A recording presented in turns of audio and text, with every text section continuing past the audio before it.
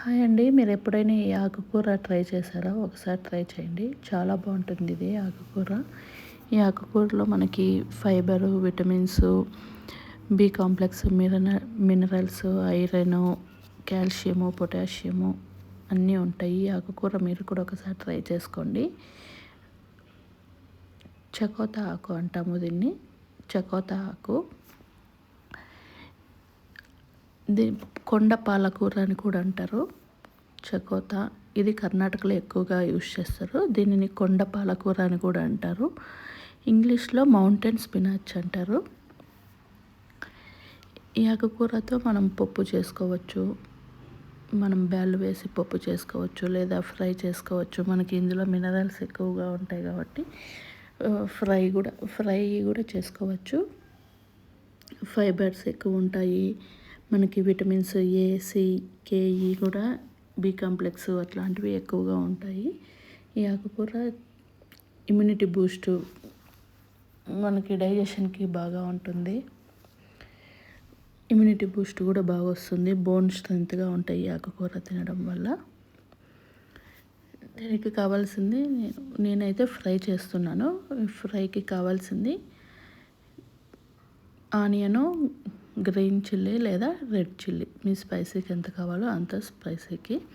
Green chilli or red chilli, ఒక onion, కొన్ని పోపు దినుసులు, ఉద్దిబ్యాళ్ళు, శనగబ్యాళ్ళు, ఆవాలు, జీలకర్ర, ఇవన్నీ మనం పోపు దినుసులు మామూలుగానే మనం ఎలా ఉగ్గాని వేసుకుంటామో అలా తిరువాత వేసుకోవాలి. తిరువాత వేసుకున్న తర్వాత ఇందులోకి కొద్దిగా గార్లిక్ క్రష్ చేసి వేసుకోవాలి. మనకి టేస్ట్ అనేది బాగుంటుంది. ఆ గార్లిక్ ఫ్లేవరు అక్కడక్కడ తగులుతుంటే టేస్ట్ అనేది మాత్రం బాగుంటుంది.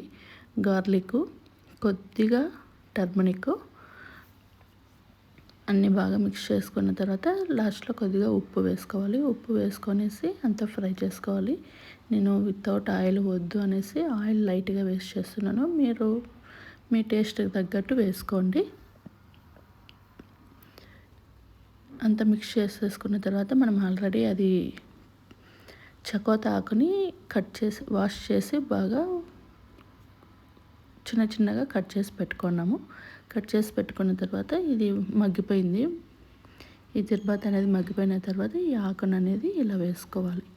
ఇలా వేసుకొనేసి అంతా దానిని కొద్దిసేపు మనము మగ్గనిచ్చుకోవాలి. కొంతమంది అయితే వాటర్లో ఉడికిపెట్టి ఆ వాటర్ని పడేస్తారు. మనకి అందులోనే వెళ్ళిపోతుంది. అందుకనేసి వాటర్లో ఆకుకూర అనేది ఉడకపెట్టకూడదు.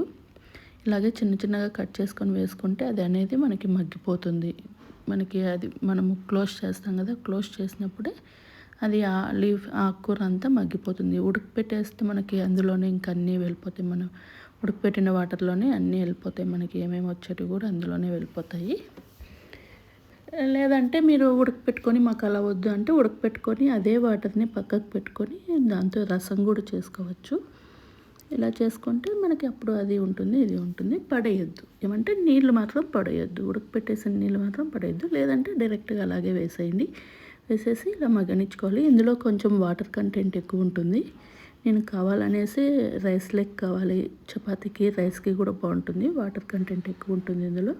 నేను కావాల్సాను కానీ వాటర్ కావాలనేసి వదులుకున్నాను. మీకు వద్దు అంటే మీరు వాటర్ తీసేసుకోవచ్చు. నేను లాస్ట్లో ఇందులోకి ఇలాగైనా తినచ్చు, లేదా మనము పల్లీల పౌడర్ చేసి పెట్టుకుంటాం కదా, పల్లీల పౌడర్ అన్న యాడ్ చేసుకోవచ్చు. లేదా పప్పుల పౌడరు ఏమొకటి ఉంటుంది కదా, లేదంటే మనం అలాగైనా తినచ్చు. అన్నంలోకి చపాతీలోకి అయితే బాగుంటుంది.